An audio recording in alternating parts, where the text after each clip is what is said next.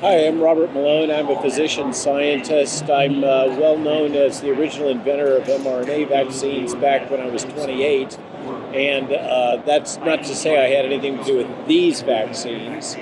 And I've become known as expert in psychological warfare, propaganda, censorship, and a lot of other things during the context of the COVID crisis. I'm going to get back to a couple medical questions, but since we're at the Bitcoin conference, I have a few questions on that. Since you're a medical doctor, how did you get tied into and learn about Bitcoin? Early on during COVID, so about 21, 22, a number of us were brought together by Brock Pierce and some of his colleagues, invited to go down and participate at a conference down in Puerto Rico at Brock's house, where we spoke our truths. We talked about early treatment. We talked about the risks associated with the jab. And that kind of set a cascaded motion. Brock has become a friend, and we've met in many different places. He's been a supporter of the, let's say, medical freedom movement and the opposition to the censorship and propaganda and everything. And so I've been blessed by being able to participate in Bitcoin Miami a few years ago, and then to be invited in participating in Bitcoin events relating to the Maha agenda, and now to this meeting here today in Las Vegas.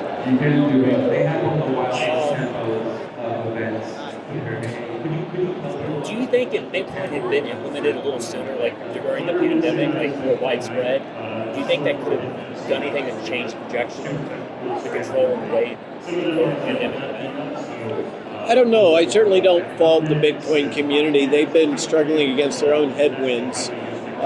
If Bitcoin had been more widely accepted, let's say, because it was available, it might have had a greater impact on the debanking movement.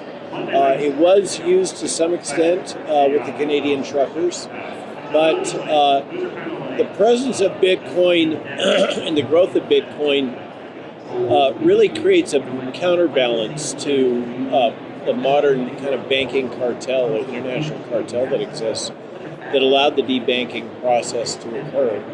And if it had been more widespread and more widely accepted, they might have been a little more hesitant to be as aggressive as they were.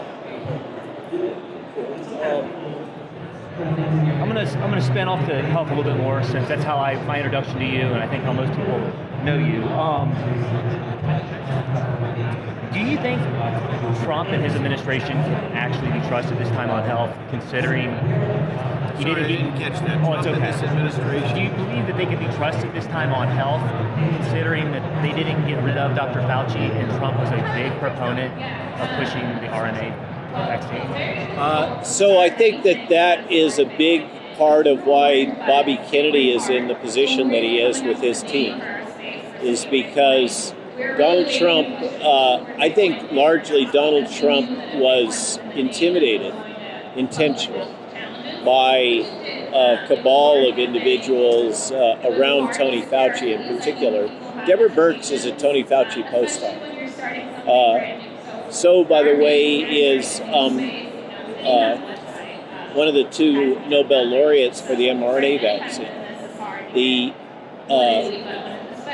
errors that were made during Trump 1, I think largely reflected the fact that health is not Trump's core competency. He's good at deals, he's good at real estate, he's good at a lot of things. Healthcare has never been his sweet spot. He's not particularly experienced in it, and I think he was easily manipulated and intimidated. Now he's got a solid team behind him, under Secretary Kennedy. And whether or not you trust, or whatever phrase you want to use about the president, I think that the team underneath Robert F. Kennedy as Secretary of HHS will ensure that the right things get done as quickly as possible given the complex political realities. Okay, so in short, it's not about Trump, and you do have trust in RFK and the staff is the same way with a lot of Trump. Yeah. And I have a lot of trust in the president in his commitment to the fundamental principles that are considered to be MAGA. So we have a strange, I just wrote an essay talking about, in part, the strange bedfellows of MAGA and MAHA. MAHA comes from the left, MAGA comes from the right, and you could argue it's an outgrowth of the old Tea Party that has been kind of assimilated by Donald Trump. But MAHA and MAHA moms played a key role in tipping the president over in a number of battleground states. And Donald Trump may not understand health, but he understands politics and he understands media. And he's very sensitive to the importance of the MAHA moms and that whole MAHA movement, which has really become bipartisan. And I can tell you for a fact that the president is very focused on the midterms. And he's making decisions based on the calculus that he has about what it's going to take to win the midterms. And if that calculus suggests that now is not the time to pull the jab, then the jab won't get pulled, no matter what Bobby or Marty or anybody else wants to do. The president calls the shots together with his chief of staff. But if the president becomes convinced that the political impact on the MAHA movement and MAHA moms is such that he needs to move forward with taking strong action about withdrawing the COVID gene therapy products from the market, they'll get withdrawn. And that's irrespective of whatever Secretary Kennedy wishes at the moment. The president is the president. That's true. So, were you pleased with the news last week that the CDC isn't recommending the RNA vaccine COVID for anyone under the age of 65 that's healthy? So that's an interesting narrative that it's the CDC that did that. There's been articles come out, and I've heard from insiders that it wasn't so much the CDC, it came down from above, from Bobby. And what that teaches is that Bobby could not do that until he had the endorsement of the president and his chief of staff, Susie Wiles.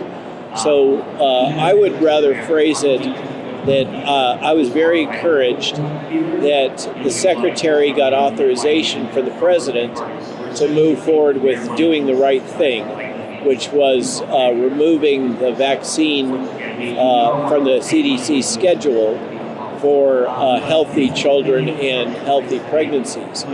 Personally, I'd like to see him go a lot further. I called for the withdrawal of this product entirely about 3 years ago. But I'm also aware that we live in a very complex political reality, and we don't always get what we want, as the Rolling Stone famously said. But if we try hard, sometimes we get what we need. And I think that we're well on the road now to significant policy change about the mRNA products, including the withdrawal of a major contract from Moderna to produce a universal influenza vaccine. That was almost $600 million that were just cut short just a day or two ago. So have patience. Change is happening. If you look at the scope of what's going on and you put in the context of the complexities of DC politics right now, they are truly moving at warp speed. Okay, that's interesting inside baseball because the media definitely tried to push the CDC narrative. So that's good to know. That's reassuring that RFK is on the right path. I just got two more questions for you, and then I'll let you go. I know you're short on time. I have a complicated question that has to deal with the RNA vaccine.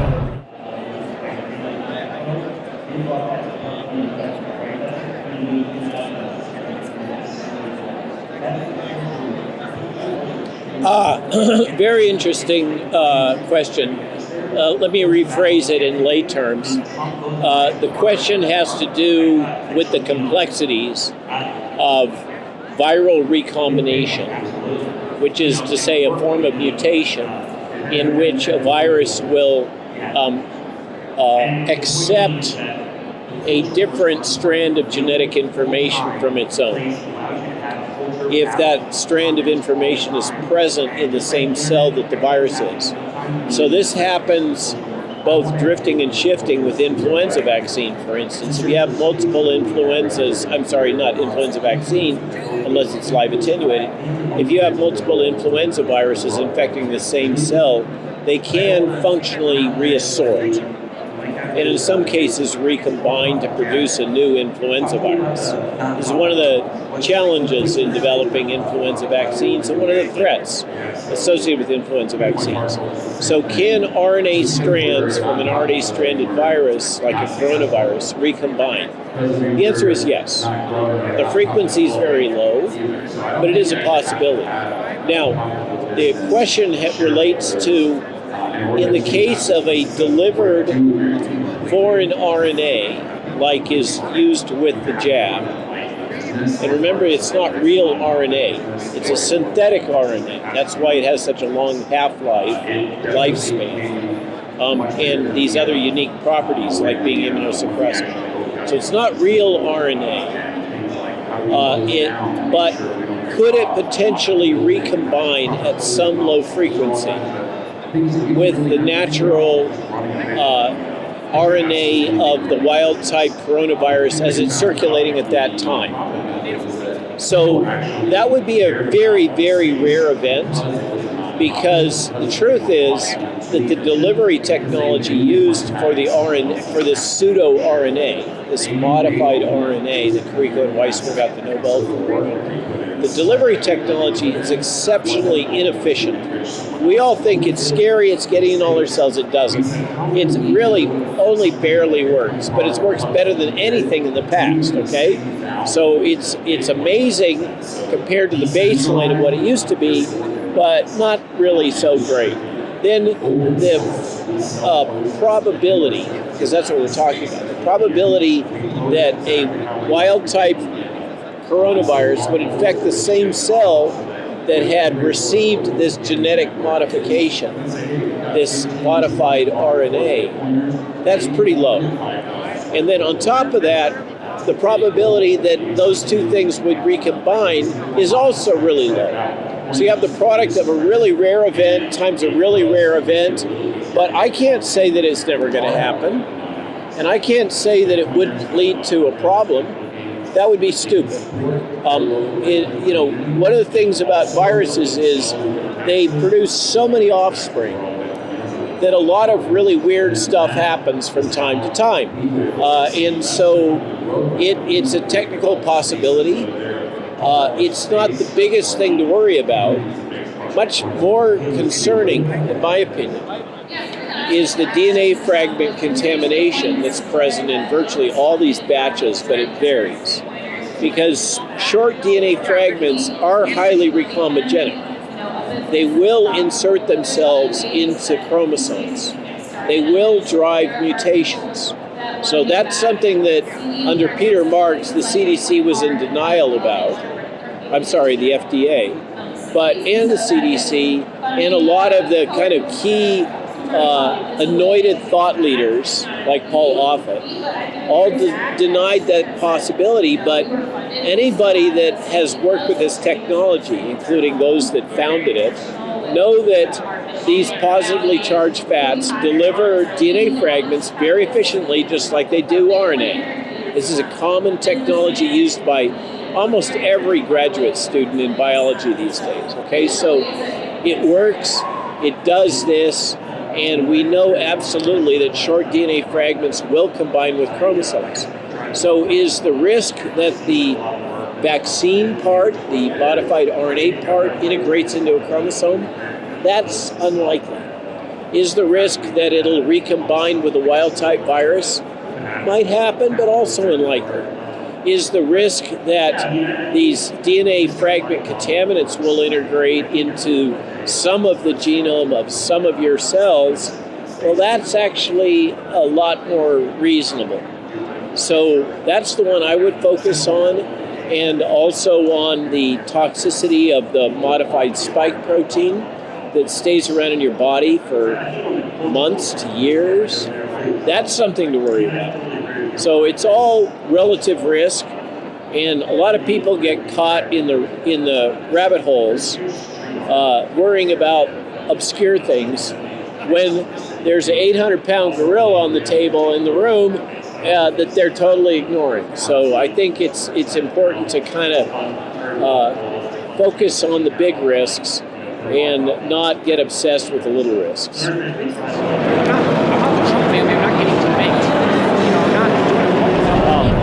I lied. 2 short questions and then I'm out of here.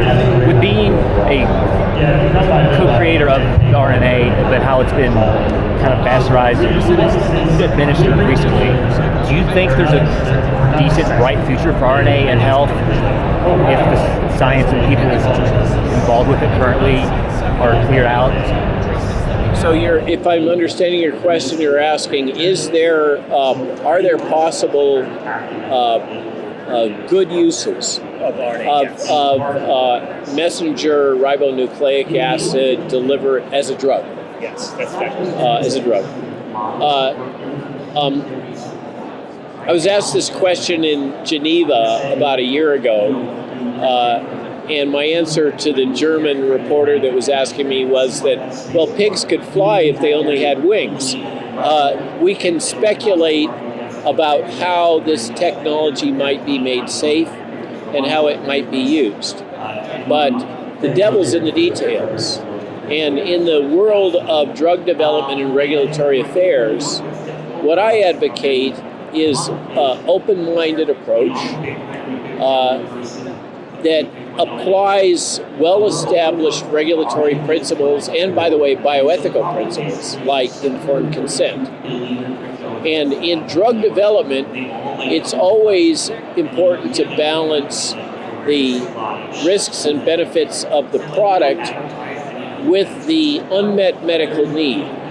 So cancer, notoriously, is something where people are often at high risk for death at a relatively short time limit. And so treatments that are more risky can be justified in many cases if they're a treatment for, say, metastatic prostate cancer, such as we've heard with Scott Adams recently. In the case of vaccines, where you're treating somebody who doesn't currently have disease, historically, the regulatory barriers have been very high for demonstrating safety, because you're treating somebody that's not currently suffering from a disease. And so you darn well better not give them a new disease with your treatment, right? Makes sense.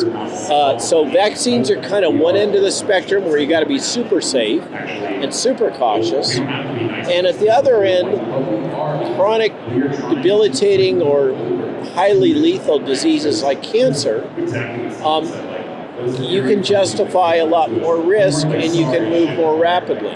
If Operation Warp Speed had been applied with RNA tech to cancer, probably would have heard no complaints. And also, if RNA tech had been used because we were facing the threat of a respiratory, there isn't such a thing, but imagine there was a respiratory transmitted Ebola. Okay? People would have been lining around the block to take a toxic RNA vaccine because a respiratory transmitted Ebola would have been a really bad thing.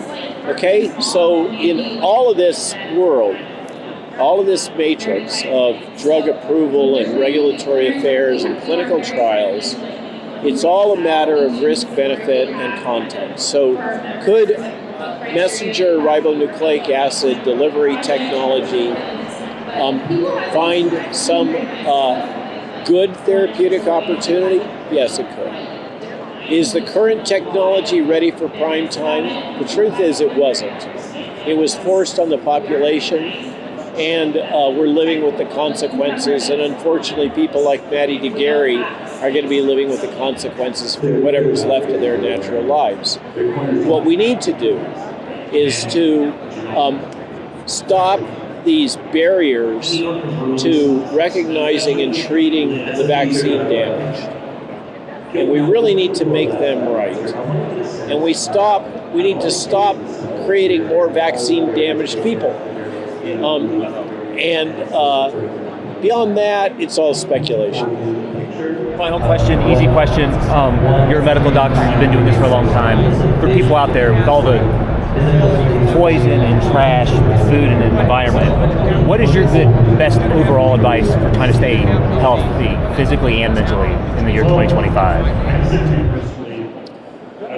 So mental health is key. Mental health and physical health are integrated. They are intertwined. Good mental health, human beings need to be connected with other human beings.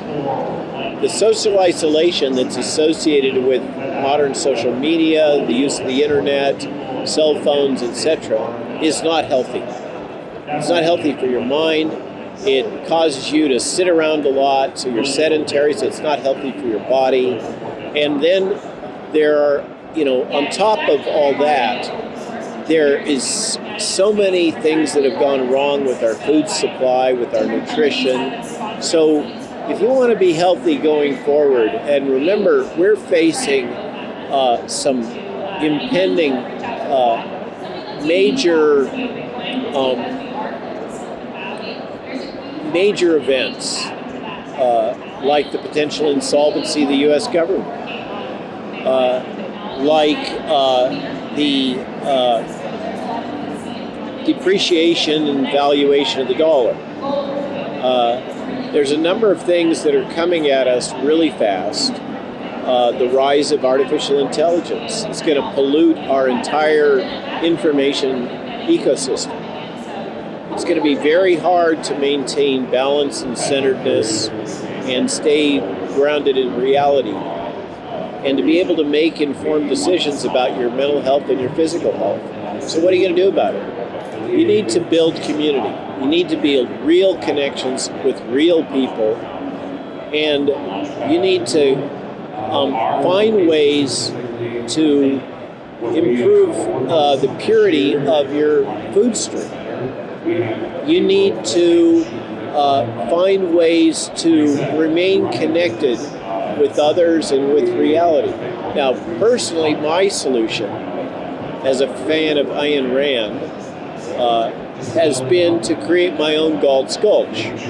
Over the last 8 years, we have literally homesteaded 50 acres of what were formerly hayland in central Virginia, in rural Virginia. And my wife and I, who are experienced small farmers, have created our own little paradise on earth. That's not for everybody. Not everybody has the skills. Not everybody has the abilities and opportunity to do that. But everybody can do things like get grounded, feel the grass underneath your feet, potentially get some chickens, have a small plot, no matter how, even if it's in a flower box outside of your apartment. Grow some tomatoes, do things to connect you to the earth, and I think that'll go a long way to helping both mental and physical health over the next decade or two, when we're just going to have an accelerating pace of change. Now that you know where we've been, find out where we're going. Tune in to Ladies Love Politics, where you can stay informed without going insane.